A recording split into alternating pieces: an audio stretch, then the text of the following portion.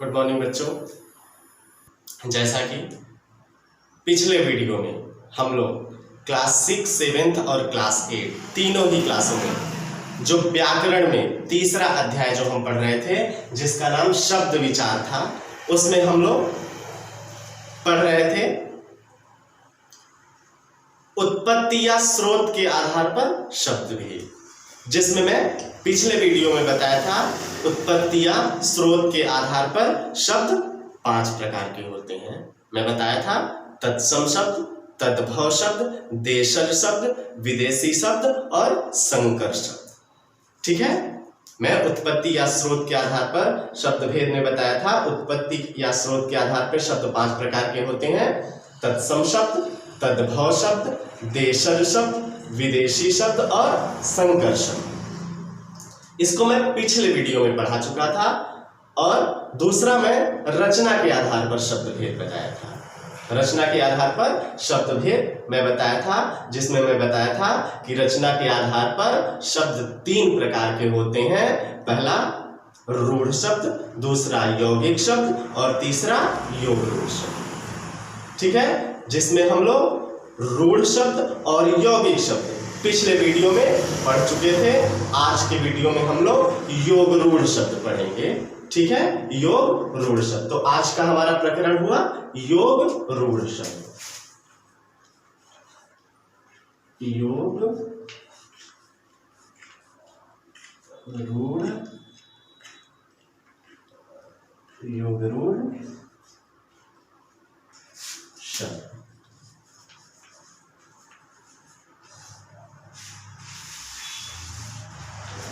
तो आज हम लोग योग रूढ़ शब्द के बारे में जानेंगे कि योग रूढ़ शब्द क्या होता है, योग रूढ़ शब्द किसे कहते हैं। तो योग रूढ़ शब्द वे शब्द जो यौगिक होते हुए भी, वे शब्द जो यौगिक होते हुए भी किसी विशेष अर्थ को प्रकट करते हैं, उन्हें क्या कहते हैं? उन्हें योग रूढ़ शब्द कहते हैं।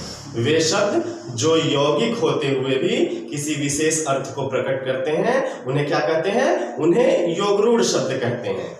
और इनकी यह विशेषता होती है, ठीक है, किसकी? योग रूढ़ शब्द की। योग रूढ़ शब्द की यह विशेषता होती है कि ये किसी व्यक्ति विशेष के लिए ही प्रयोग किए जाते हैं।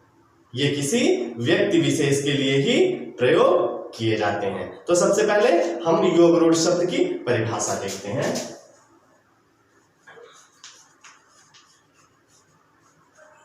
योग रूढ़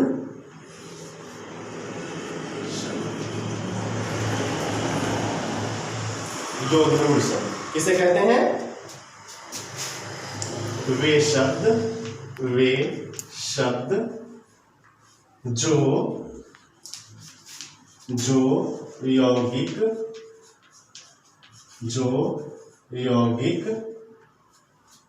होते हुए भी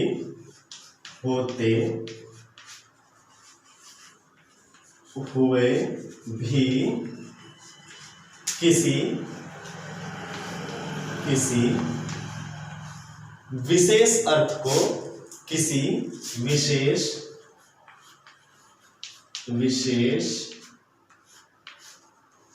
अर्थ को प्रकट करते हैं,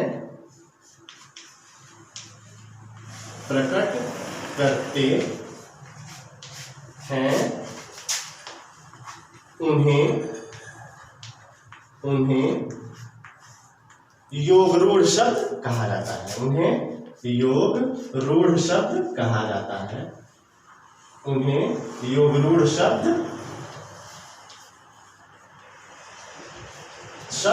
कहा जाता है। कहा जाता है। ठीक है, वे शब्द जो यौगिक होते हुए भी किसी विशेष अर्थ को प्रकट करते हैं, उन्हें योग रूढ़ शब्द कहा जाता है। मैं बताया कि इनकी यह विशेषता होती है कि इनकी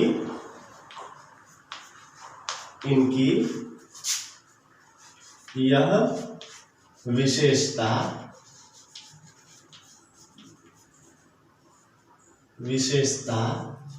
होती है कि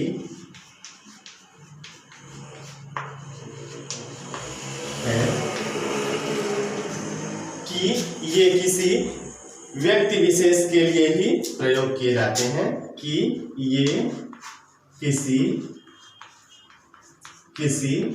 व्यक्ति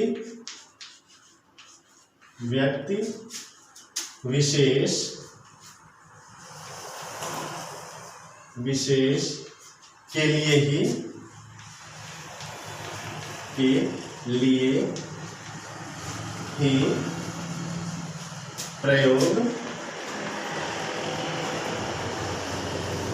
प्रयोग किए जाते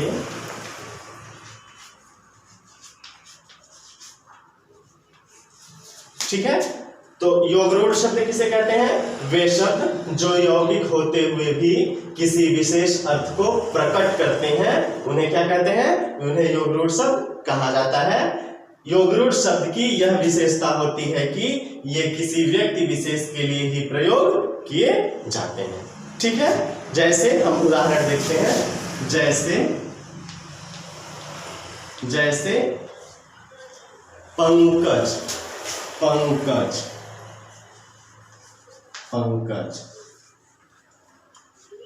ठीक है। जैसे पंकज यानी पंक अर्थात कीचड़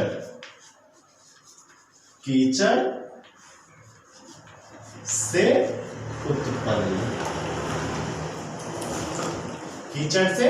उत्पन्न अर्थात कमल।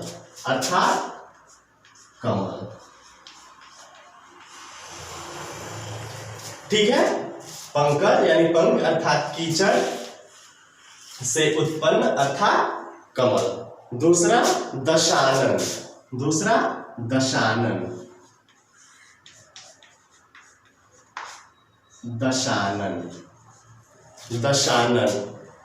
दस मुख वाला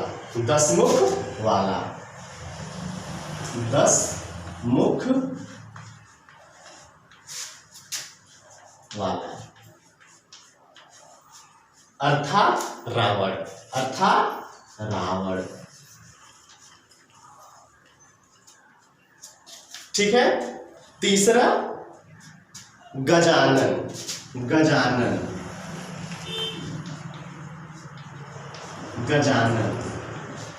गज के मुख वाला।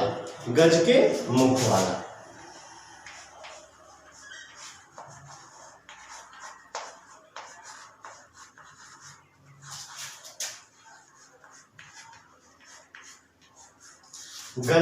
मुख वाला या गज के समान मुख वाला अर्थात गणेश अर्थात गणेश।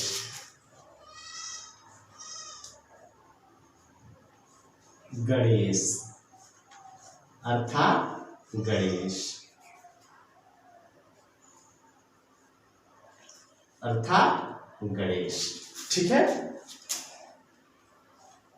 अर्थात गणेश। चौथा नीलकंठ, नीलकंठ।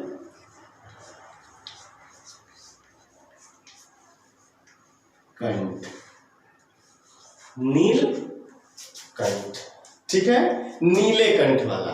नीले कंठ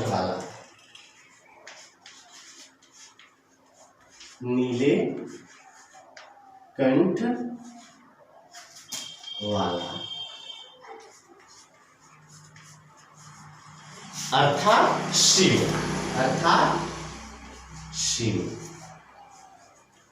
ठीक है, तो आज के वीडियो में हम लोग यौगिक शब्द को जाने। वे शब्द जो यौगिक होते हुए भी किसी विशेष अर्थ को प्रकट करते हैं, उन्हें क्या कहते हैं? उन्हें यौगिक शब्द कहा जाता है।